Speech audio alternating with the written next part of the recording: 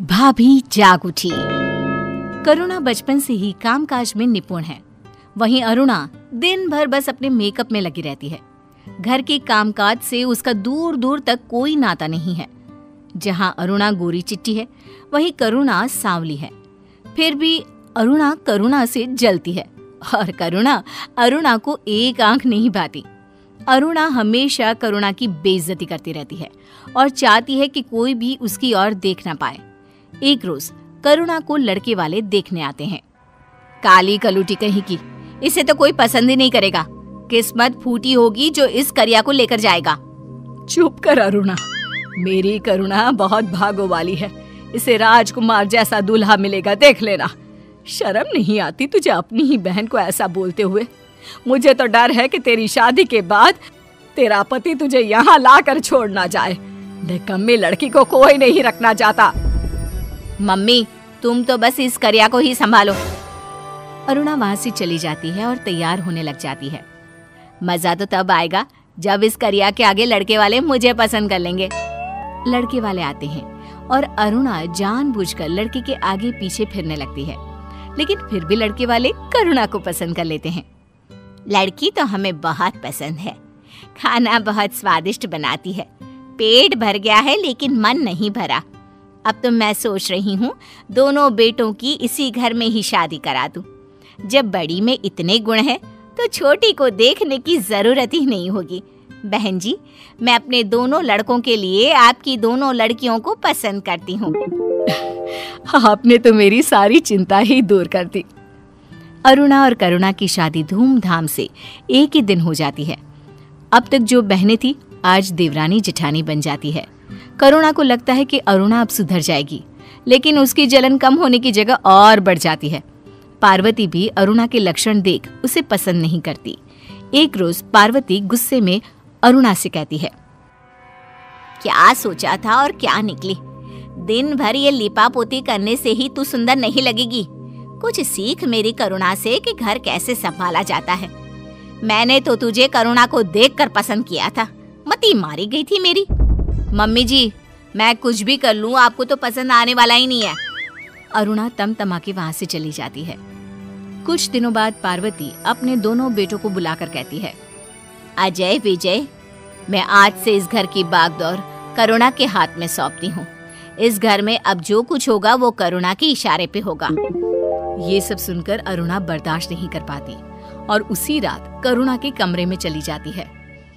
तुम यहाँ इतनी रात को, कोई बात है क्या? तुम खुद को क्या समझती हो? पहले मेरी माँ फिर मेरी सास, सबको अपने बस में कर लिया है तुमने। मेरा जीना हराम कर दिया है। अब तुम्हें इस दुनिया को अलविदा कहना होगा। अरुणा करुणा का गला दबा देती है और उसे अपने घर के पीछे वाले गार्डन में गाड़ देती है। पार्वती और बाकी सभी लोगों को लगता है कि करुणा उन लोगों को छोड़कर कहीं चली गई है। करुणा के जाने से पार्वती की हालत नाजुक हो जाती है और घर की बागडोर अरुणा के हाथ में आ जाती है। अब ये बुढ़िया भी मर जाए, रहा सहा कांटा भी निकल जाएगा। कुछ दिनों बाद पार्वती भी मर जाती है और अरुणा की खुशी का ठिकाना नहीं रहता। अरुणा अजय के साथ बहुत बुरा व्यवहार करती है, उसे खाने तक नहीं देती। दिन यूं ही पार होने लगते हैं। एक रोज अजय करुणा की तस्वीर के आगे रोने लगता है। करुणा, तुम बिन मैं अधूरा हो गया हूं। मुझे भी अपने साथ ले जाती तुम। ये जिंदगी का मैं क्या करूंगा जब इसमें तुम ही नहीं हो करुणा। इतना कहते ही भूकंप आ जाता है और गार्डन से करुणा की लाश बाहर आ जाती है। नहीं छोड़ूंगी मैं तुम्हें, वापस आ रही हूं मैं। दोपहर को जब अरुणा चैन की नींद सो रही होती है, तब आत्मा उसके मुंह पर कालिक पोत देती है। उसके मेकअप का सारा सामान गायब कर देती है, उसके सारे अच्छे कपड़ों को फाड़ देती है। अरुणा उठकर जब अपना मुंह देखती है तो चिल्ला उठती है, ये मैं हूँ? ये किसने किया? मैं उसे नहीं छोड़ूंगी। करुणा की तरह उसे भी जान से मार दूंगी। तभी उसे एक आवाज सुनाई देती है, अब मरने की बारी तेरी है। कौन है? कौन मेरे पीछे पड़ी है? अरुणा अपना मुंह धोती है तो उसके चेहरे से खून टपकने लगता है। कमरे में आकर वो अपना मुंह पोंछती है और उसका मेकअप बॉक्स गायब दिखता है। मेरा मेकअप नहीं है।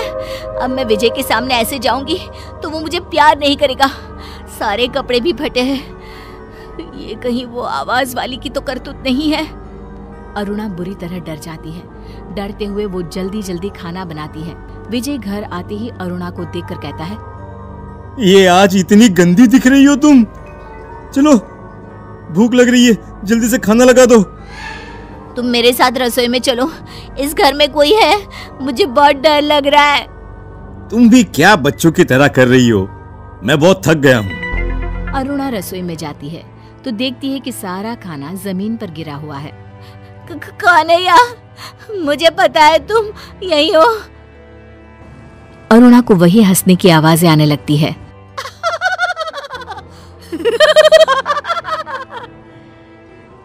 और अरुणा के गाल पर चटाचट थप्पड़ बरसने लगते हैं। मार खा खाकर अरुणा बेहोश हो जाती है। जब उसे होश आता है तो वो सारी बात विजय को बताती है। अरे, तुम्हारी शक्ल के साथ साथ तुम्हारी अकल भी घास चरने चली गई है। कुछ भी बोल रही हो, हैं?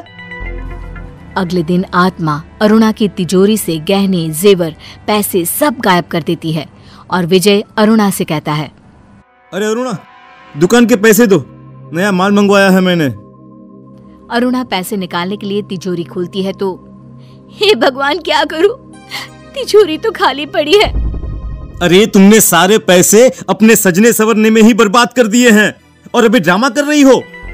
आत्मा अरुणा की नाक में दम कर देती है। उसकी जिंदगी में तबाही मचा देती है। एक रोज अरुणा छत से कपड़े उतारने जाती है और आत्मा उसे धक्का मार देती है। उसकी नाक टूट जाती है। दर्द से उसे नींद नहीं आती। तभी अंधेरे में उसे एक परछाई नजर आती है। कौन है? कौन है? मुझे पता है तुम वही हो जो इस घर में ये सब कर रही हो। परछाई गायब हो जाती है। अरुणा भागती हुई इधर उधर उसे देखने लगती है। आत्मा करुणा की तस्वीर के सामने जाकर खड़ी हो जाती है। विजय अरुणा को ढूंढने लगता है और विजय की आवाज सुन अजय भी वहां आ जाता है। तुम करिया, मरने के बाद भी तुम्हें शांति नहीं मिली क्या? इस बार तो मैं ऐसी जगह भेज दूंगी कि तू दोबारा आ ही ना पाए। आत्मा अरुणा को मार मार कर अधमरा कर देती है। तुमने मेरी अच्छाई का गलत फायदा उठाया। बहन के नाते मैंने सब कुछ किया, लेकिन तुमने मेरे साथ क्या किया? आत्मा अरुणा का गला दबाने लगती है, लेकिन विजय उसे रोक लेता है। भाभी, भाभी मुझे माफ कर दो, मैं तुम्हें बचा नहीं पाया। अरे, तुम इस गिरी हुई लड़की को मार दोगी तो इसे तो आराम से मुक्ति मिल जाएगी। इसे जिंदा छोड़ दो। और सुनो, मैं तुमसे सारे रिश्ते खत्म करता हूं अरुणा। निकलो, निकलो मेरे घर से। दर दर जब तुम भटकती रहोगी तब तुम्हें जाकर अपनी इस गलती का एहसास होगा। निकलो यहां से। विजय एक बेटे की तरह करुणा की लाश को दाह संस्कार कर देता है। करुणा की आत्मा को शांति मिल जाती है। विजय दूसरी शादी कर अपना घर बसा लेता है और सबसे जलने वाली अरुणा इसी तरह मारी मारी फिरती रहती है।